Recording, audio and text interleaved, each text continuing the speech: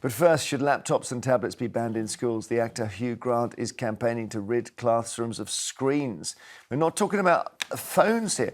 Hugh has got 5 kids aged from 6 to 15. He says he is another angry parent fighting the eternal, exhausting and depressive battle with children who only want to be on a screen.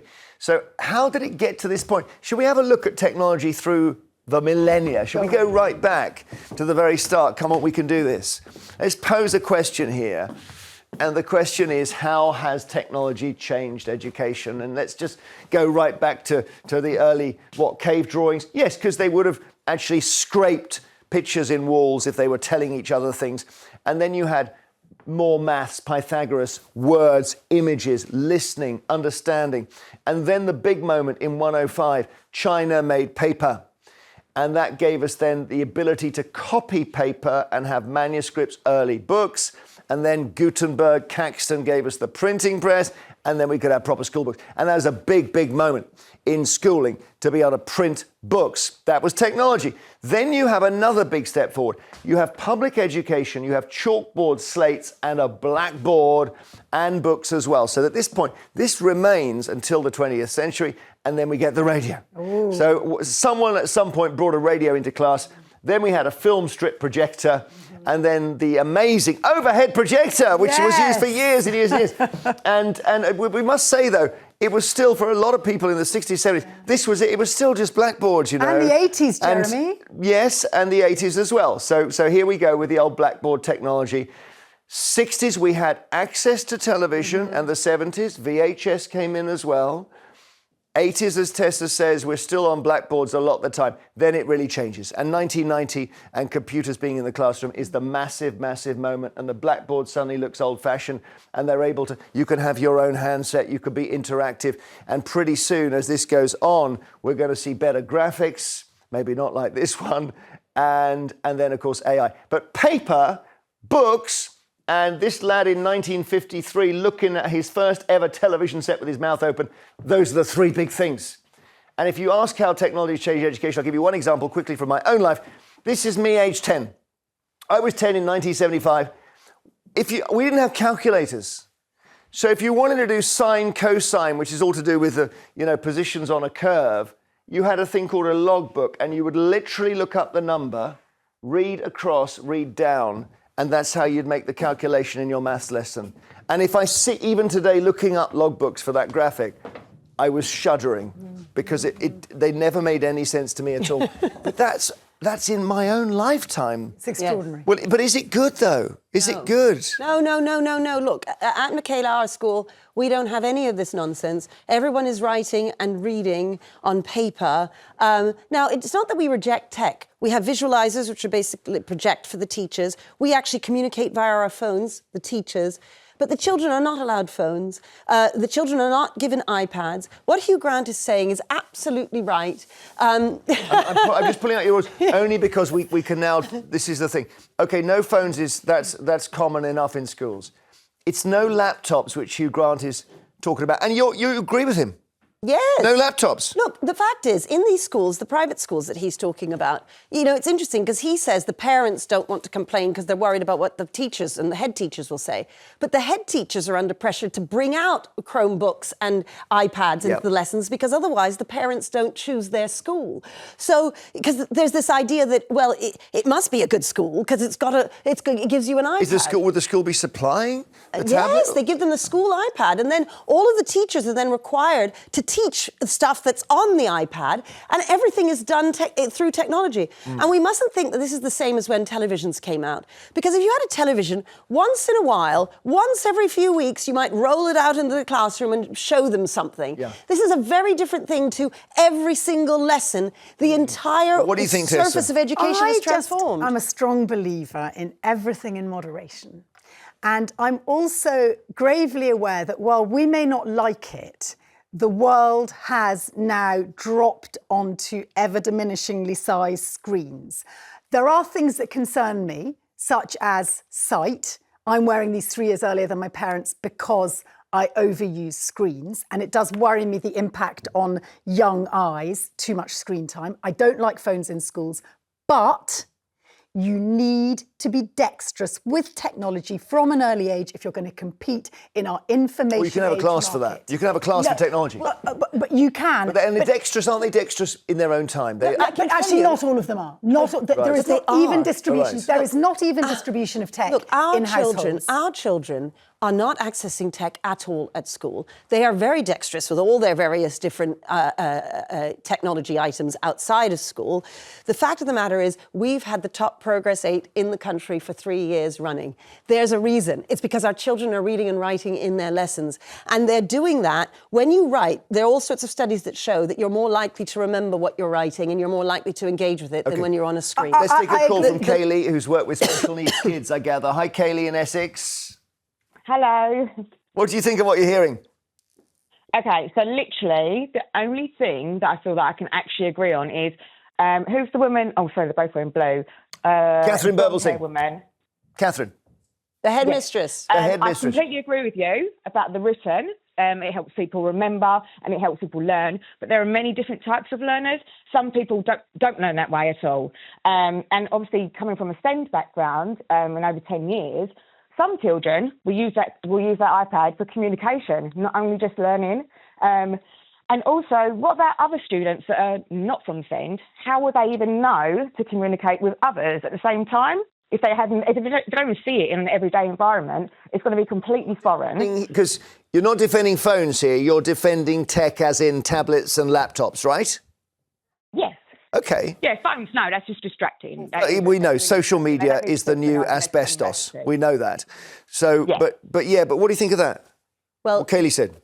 I find, obviously, we've got a variety of children at school, and we want our SEN children to learn as, just as much as all the other children. And if writing and reading are the best ways to learn, it'd be a real shame to deny them that opportunity. How about that, Kaylee? Yeah, no, it's not being denied though, is it? What it is it's, they need it to communicate and to learn. Maybe reading and writing isn't available for them as you would find in the mainstream.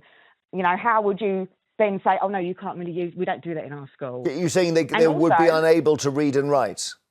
Yeah, well, some children might take, could take several years and their progress would be a lot slower. But then if you're putting them in a class... I think Kaylee has a point, and Kaylee, I don't know if this application is like mathletics. I mean, they leave me behind. I don't even know how to log on, to be honest with you. But what's key is that if you've got a child, I struggle with tech, if you've got a child who's used to doing tablets and then they go to school and it all feels very alien, to actually be confronted with an iPad, and that's where you do your maths, that's something familiar to them, and it might be a gateway to embracing maths. Let's go to Derek in Northamptonshire. What do you think, Derek? Katharine is preaching here. Basically, we could do blackboards and they'd learn just as much. Oh, good morning, everybody. Yes, I would wonder whether, are we going to suggest that we're going to go back to blackboard and chalk? I mean, there's so much knowledge available on the internet, and if we say to kids who are going to be restricted from using it, you're denying them the access to all this information that is available. My grandson has had a mobile phone since the age of 2. I mean, it's not accessible to the internet. It's only programs we put on that he can use within that loading. Yeah. But there's attention span issues there. There's, as Tessa was saying, there's eyesight. Young people now wouldn't be able to go hunting because they can't see anything in the distance. The fact is that those children, especially when they're on technology so young, they struggle with reading, they struggle with writing. They are not able to perform at the levels that children who are removed from that technology. And parents see this, especially when the children then get older. They find it very difficult to get their children off the technology because their child feels that they will miss out because that's how they're communicating elsewhere. At our school, we actually strongly encourage families not to give their children smartphones at all. And then that means that they're able to go outside and play and be children. Katharine, at this point, you've left me behind. I mean, that's one of the great things about being young today. I noticed my daughter, she's getting ready for her Duke of Edinburgh. She was chatting to 2 friends on the Zoom or whatever, on the pad. She takes them to the loo with her. They're chatting while they do their face care routines. Is that good? It's wonderfully connected, rather than being in your bedroom like you were, listening to Duran Duran dribbling a bit over the storage heater. I mean, times have changed in some ways for the better. Hang on. Being bored is the best thing in the world. Well, and also you boring- get to actually meet your friends in person. Yeah. At All our right. school, the children are talking during break Pause, time. sounding like old pause. people We've got to now. go to our break, okay? We're taking more of your calls, whether we need to ban laptops and tablets in schools. And more calls on whether we should ban laptops and tablets in schools. We've heard the case for and against, actually, in the studio. Anne in Hertfordshire, where are you on this, Anne? Hello, good morning. Morning. I'd like to thank the lady on the panel for banning laptops and that in her school. Well done. I went back to college 10 years ago to redo my A-levels, and I was with a bunch of students that never paid attention to the class. They were always on their laptops, their iPhones, music in their ears. And after the lesson finished, they had the cheek to come up to me and ask me if I could give them the transcript of the lesson because they weren't paying attention. Yeah. Well, I mean, this is Exactly. how we're weeding out people who can't It's learn. outrageous. Yeah, Kids aren't talking to anyone anymore. Listen, Anne, That's it's it. shocking. It's exactly what Anne is saying. They're not talking to each other anymore, and it's so important. And actually, I need to say, Anne, you need to join us. We are going to be marching on Sunday, the 18th of May, 2 p.m., Whitehall. Come and join us for children. The march is for children, and March for Children. You can find the webpage. What's the march for? And, well, for children and all the things that we feel that the current government is doing wrong when it comes to children.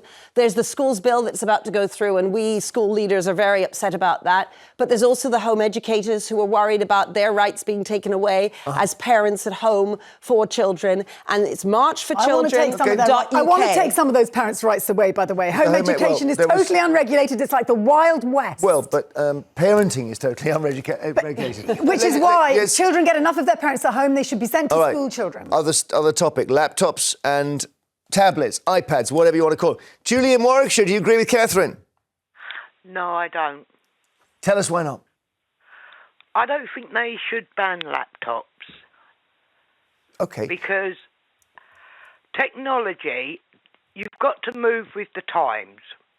Now, technology is the most important thing because there are going to be robots doing people's jobs. Yes.